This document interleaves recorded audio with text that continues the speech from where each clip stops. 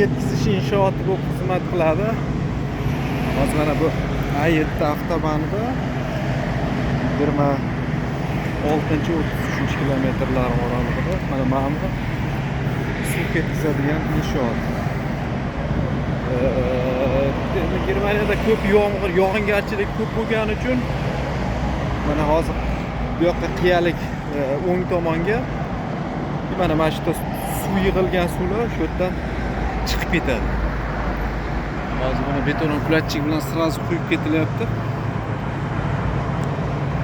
Orqadan уход qiladi. Bu yaqinda qilgan avtobanimiz, buni yaqinda qilganmiz. Mana hali rezinalari ham hali taqilmadi. Ya'ni bo'ylama rezinalar. Bo'ylama rezina. Mana mashqa. Beton qilingan. Bunga ham как положено vozduhiga talab bor. Konsistensiyasi ham shu darajada bo'lishi kerakki, oqib ketmaydigan ham bo'lishi kerak. Agar ko'proq suyuqroq beton bo'lsa oqib ketadi.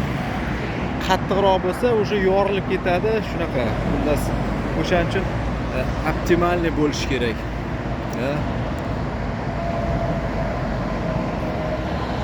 Havo yaxshi bugun. Nima, yomg'ir yo'q.